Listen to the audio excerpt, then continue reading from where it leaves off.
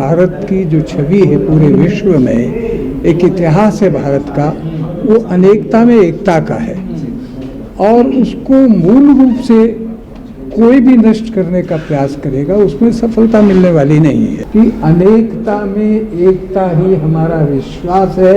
ये फुलवारी को जो तोड़ेगा वो स्वयं नष्ट हो जाएगा। संविधान अगर खतरे में है, कोई एक मजहब खतरे में है, हम सबको एक होकर खड़े हो जाना चाहिए। संविधान कमजोर होता है जब हम बढ़ते हैं। राजनीति में तो लोग आते चले जाते हैं, कोई नई बात थोड़ी है, मगर ये देश एक था, एक ही रहेगा।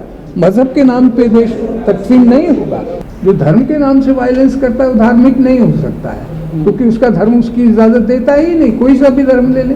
स्वामी जी, देश में जो माहौल बना हुआ है अभी और जो कहा जा रहा है कटोगे तो बटोगे, आप कैसे देख रहे हो उसको? किस तरफ इशारा किया जा रहा है? देखिए, ये सत्य है, सदियों से भारत की जो छवि है पूरे विश्व में, एक इतिहास है भारत का, वो अनेकता में एकता का है और उसको मूल रूप से कोई भी नष्ट करने का प्रयास करेगा उसमें सफलता मिलने वाली नहीं है।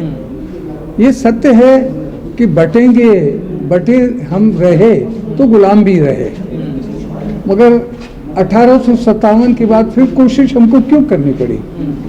बहादुर शाह जफर के नेतृत्व में पूरा भारत इकट्ठा हुआ था। आज उसकी फिर जरूरत है। जो हुकूमत करता है उसका मजहब नहीं देखा जाता। हुकूमत करने वाला हुकूमत करता है और उसके साथ सब कुछ चलना होता है। ये बहादुर शाह जफर जी ने बताया था। मगर कैसे चलना है अगर राष्ट्रभक्ति देशभक्ति नहीं होगी? और ये सत्य है कि बंटने से तो हम कमजोर होंगे, मगर भाव दोनों ही हैं। तो बंटना मजहब देख रही है क्या? मजहब जो भी देखेगा, बीजेपी हो तो वो भी खता खाएगी।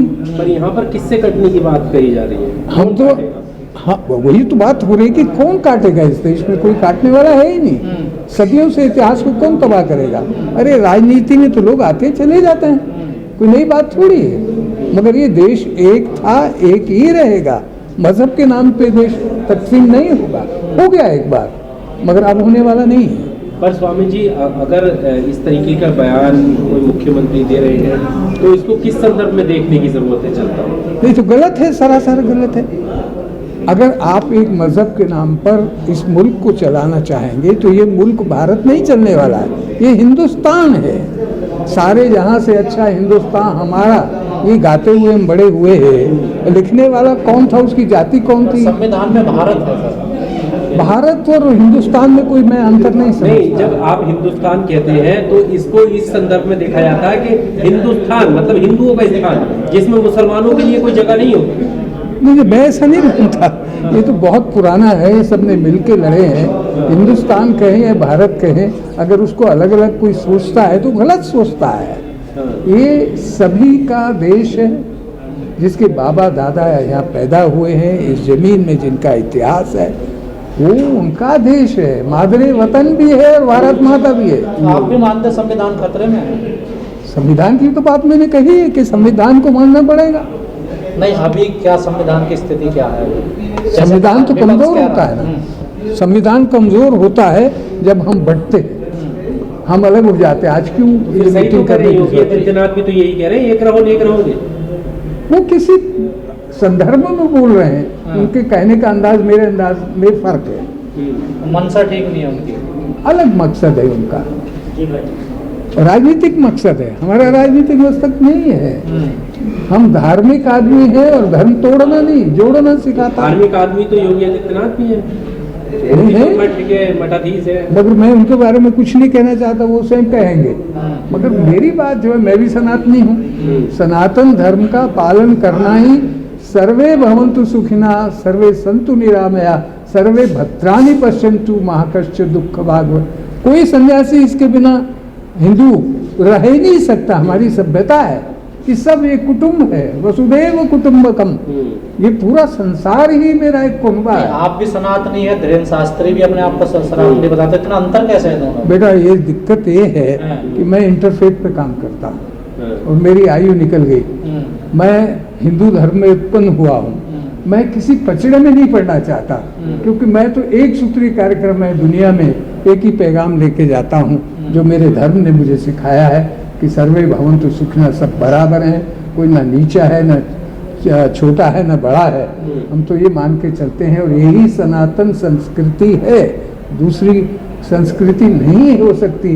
इसमें सब मिलकर इस देश को, इस राष्ट्र को चलाते आए हैं और चला रहे हैं और चलाएंगे। तो फिर सनातन में जाति ऊंच नीच किसने बना दी? देखिए ये बहुत लंबी कहानी है, अगर शास्त्रार्थ करेंगे तो बहुत लंबी कहानी है। आज तो यहाँ तक सीमित रखिए, संविधान अगर खतरे में है, कोई एक मज़हब खतरे में है, हम सबको एक होकर खड़े हो जाना चाहिए, अपने धर्म को मजबूती से चलना चाहिए, उसके अनुसार चलना चाहिए, मगर धर्म का मतलब वायलेंस नहीं। जो लोग हिंदू राष्ट्र की मांग कर रहे हैं खुले मंचों से और वो भी अपने आप को कट्टर सनातनी कहते हैं, तो क्या वो सही है उनकी मांग? ये देखिए, हर सनातनी को एक साथ मत जोड़ दीजिए।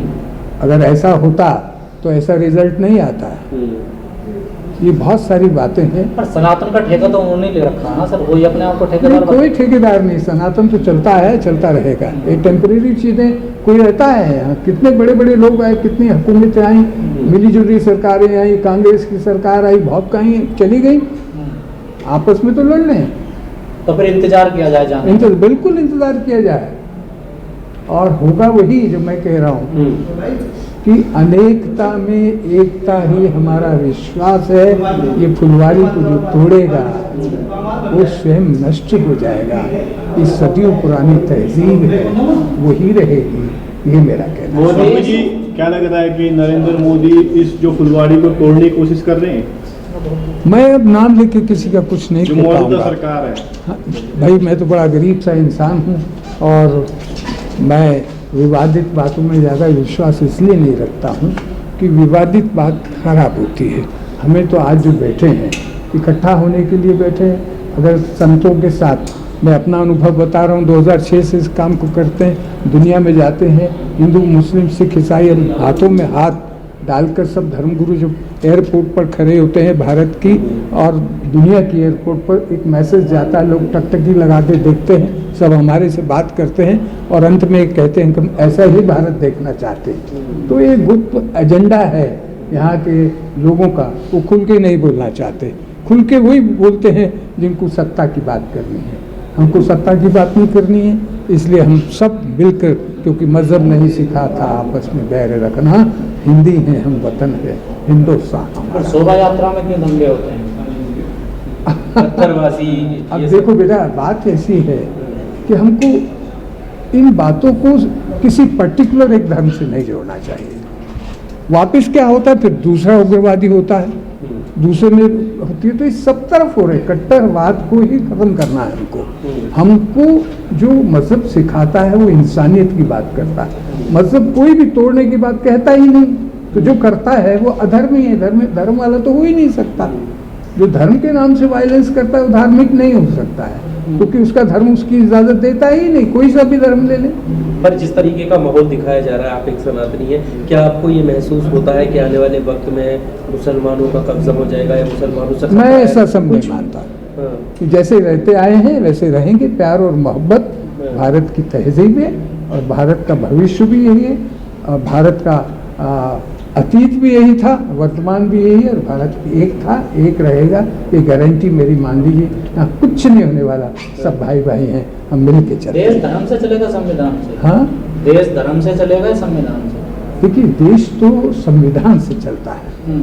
मेरा धर्म मेरा निजी है, दूसरे का धर्म उसका निजी है, मगर जिस देश में रहते हैं वो देश सबका एक है। तो उस देश का संविधान होता है, हर देश का संविधान है, हमारा भी संविधान है, वो सबको बराबरी का अधिकार देता है, हम उसको मानते हैं। और संविधान को जो नहीं मानता है वो भारतीय हो ही नहीं सकता, इंडियन हो नहीं सकता, वो दुष्कर्मी। आप भी सनातनी, आपने पता नहीं कौन सी किताब पढ़ी और जो से ये नफरत फैला रहे हैं ये भी सनातनी बताते, इन्होंने कौन सी किताब पढ़ ली? देखो बेटा, आप विवादित बातें पूछे मेरे जैसे संत से जो नहीं कहना चाहता ये सब। मैं विवाद में जाना नहीं चाहता, मैं किसी पक्ष विपक्ष की बात नहीं कर रहा हूँ, मैं सनातन की बात कर रहा हूँ। मेरा जन्म सिद्ध अधिकार है। मगर सनातन क्या क्या कहता है, मैंने आपको बता दिया कि वसुदेव कुटुंबकम, ये संसार मेरा एक कुनबा है, तो फिर बात आगे बढ़ती ही नहीं, वो सनातनी नहीं हो सकता।